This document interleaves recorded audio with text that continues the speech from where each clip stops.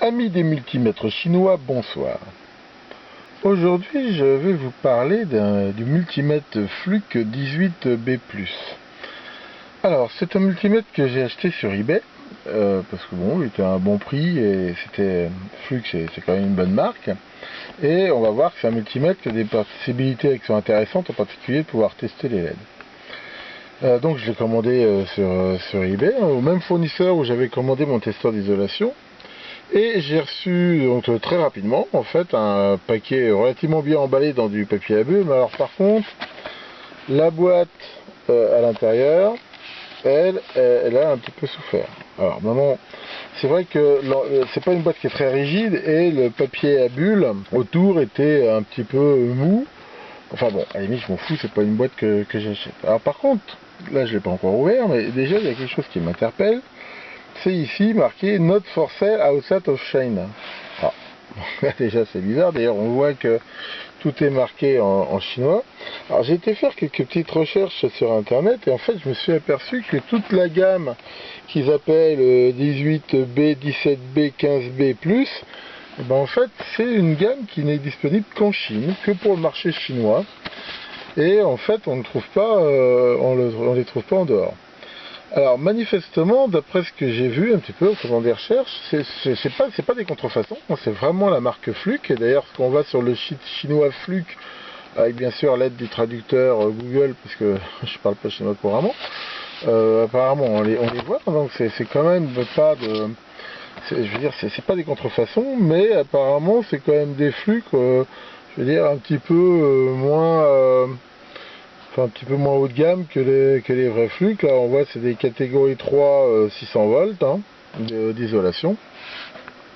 Donc c'est un peu spécial. Ce qui est dommage c'est ce qu'ils ne le disent pas le vendeur. Hein. Warranty void if sold outside of China. Donc ça veut bien dire ce que ça veut dire. Sauf que là il est pas sous garantie. Bon, enfin de toute façon quand on achète des trucs en Chine, la garantie ça fait un peu rigoler parce que c'est pas très facile de les renvoyer. Enfin bon, alors voyons quand même un petit peu comment ça se présente. Après tout que la boîte soit pas endommagée et que ce soit en chinois, c'est pas ce que je vous demande. Donc ici, voyons un petit peu ce qu'il y a. Donc là apparemment, il y a plein de paperasse, voilà. Donc, qu'est-ce qu'il y a de beau? Donc un truc en chinois qui me dit que c'est du chinois. Je n'ai rien contre les chinois, mais je parle pas la langue.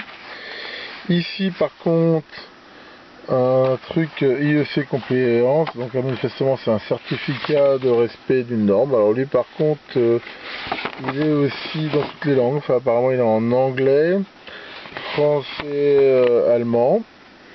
Et là il dit ne pas utiliser dans les environnements 4.3 ou 4.4 sans capot de protection, réduit.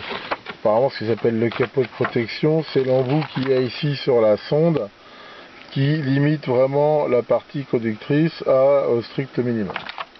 Bon, enfin ça c'est des mises en garde de sécurité neuneux comme d'habitude. Ça me fait un peu rigoler, donc j'en ai rien à foutre. Alors là par contre on a un certificat ISO 9001 comme quoi il a été bien calibré. Bon, très bien, je suis content pour lui. On va le vérifier.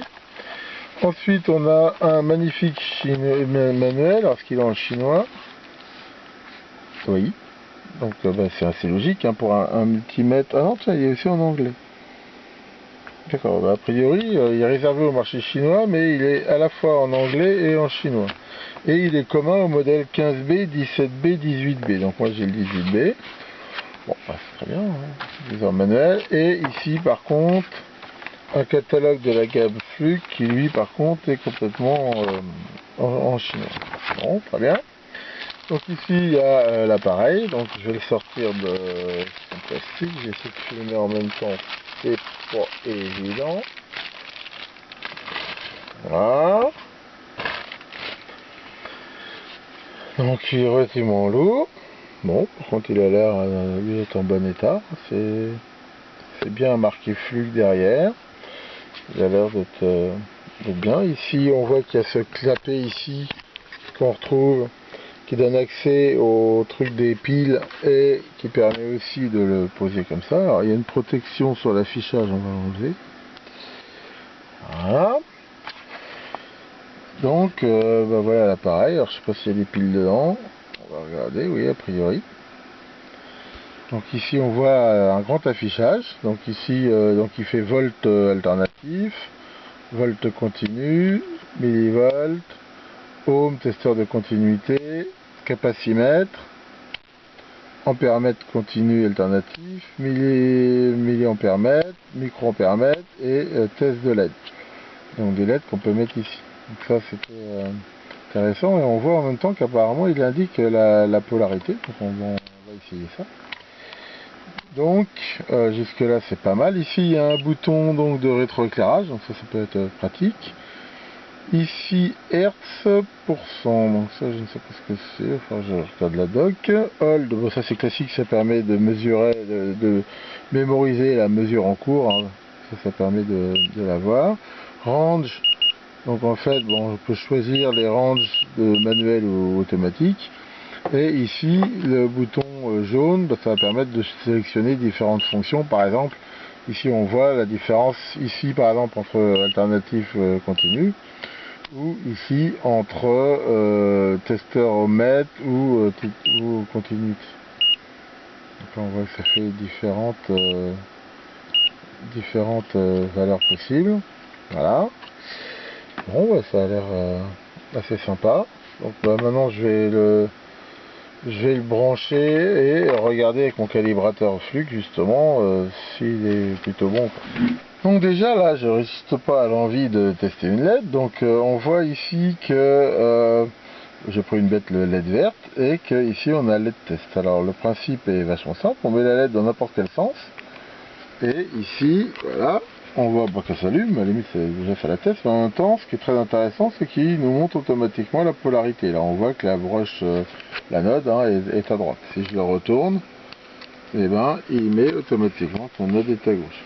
Donc ça c'est intéressant, ça va permettre de tester des LED ou des afficheurs, de trouver la polarité assez simplement. Donc soit on peut les afficher les LED ici, mais ça marche aussi si on les branche entre les bornes.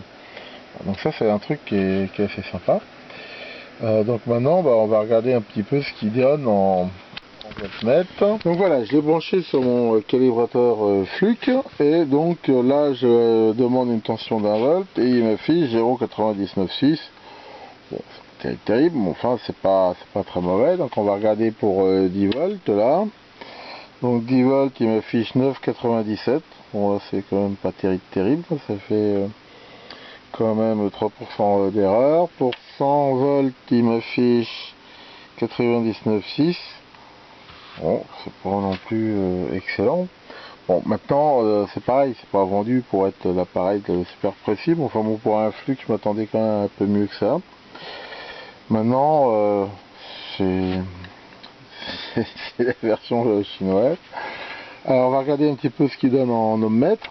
Donc là voilà, je vais le poser, ce sera plus simple. Donc je vais me mettre en mode ohmmètre. Donc là il est censé me faire 10 mégohms. Bon, c'est pas trop, j'essaie de pas avoir de reflet. Voilà, 10 mégohms. Donc là c'est 1 mégo. Donc là c'est pas mal. Ici 100K. Donc là c'est parfait. Ensuite ici 10K. Donc ça aussi. 1K. Parfait. 100. Parfait. 10. Bon après il y a la résistance des fils. Hein. Et ici 0. Voilà, quoi. Bon, au niveau mètre c'est pas mal. Donc maintenant on va regarder en voltmètre alternatif ce qu'il dit. Donc là je vais me mettre en volt alternatif. Donc ici 1 volt alternatif, bon, 0,994, c'est pas mal du tout. Ici donc 10 volts, hein, c'est à 100 Hz. Donc 99,6, bon. 100 volts, bon, c'est la même erreur qu'on continue en fait. Là c'est à 4 kHz, 10 volts. Et là à 50 kHz. Bon, enfin bon là il baisse, d'un autre côté il n'a pas une super bonne passe. Bon, attention, c'est pas un modèle trou RMS, hein. Enfin maintenant là c'est du sinusoïdal, mais après si la forme d'onde n'est pas sinusoïdale, on va avoir des distances. Alors maintenant, on va tester en capacité. Ici, j'ai des condensateurs à 1%, donc ça va de voir. Donc là, par exemple, un 100 nanofarad. Et là, il affiche 100,2, donc là, c'est plutôt bon. 10 nano, pareil, 1%. Donc là, on va regarder un petit peu ce qu'il nous dit. Un peu 9,85. Regardez le manuel et en fait le bouton Hertz ici, l'appareil fait aussi fréquence mètre. Si on est en position volt alternatif ou ampère alternatif, si on appuie ici sur le bouton Hertz, on voit que il fait fréquence mètre. Et si on appuie une deuxième fois, il fait %, c'est-à-dire qu'il est capable de mesurer aussi un duty cycle. Et quand on revient ici, il revient en mode voltmètre. Donc en fait, c'est un appareil relativement complet, vu qu'il va aussi faire fréquence mètre, testeur de continuité, testeur de LED et tout ça. Donc l'impression quand même de qualité est pas mauvaise. Hein. Il a en plus des trucs sympas et donc il s'éteint automatiquement si on l'oublie au bout de 20 minutes. Et pareil, le rétroéclairage au bout de 2 minutes si on le coupe pas. Sachant que si au moment de la mise en route on appuie sur ces deux boutons là, et ça va le mettre en route tout le temps. On peut disabler en fait ce auto power off ou l'extinction du rétroéclairage.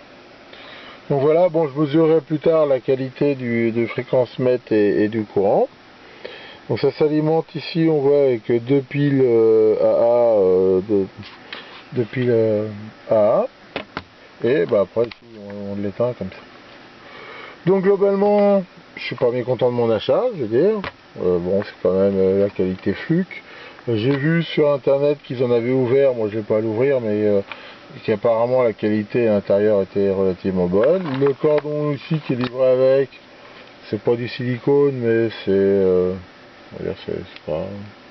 pas mal. Maintenant, je suis un poil déçu par la précision de la tension. Donc si on regarde ici la DAC technique par exemple, ils annoncent par exemple pour le 18B, donc pour ce modèle là, sur la gamme de volts, en fait une précision de 0,5% plus 3 sur les 3 derniers digits. Donc a priori ça correspond quand même à ce qui a été mesuré. Donc c'est pas... Enfin je veux dire il est a priori dans sa norme. Enfin donc voilà pour ce Fluke chinois. Donc résultat des courses, je suis pas mécontent. En fait c'est le deuxième multimètre Fluke que j'avais. J'avais aussi un Fluke 16, enfin lui qui n'était pas chinois, qui marche aussi très bien, mais celui-là est plus complet. Et je pense que ça me permettra quand même d'avoir un multimètre sympa. En plus j'aime bien l'affichage qui a des grands chiffres. Donc voilà pour ce petit banc d'essai. Merci beaucoup de votre attention et à bientôt pour de nouvelles vidéos.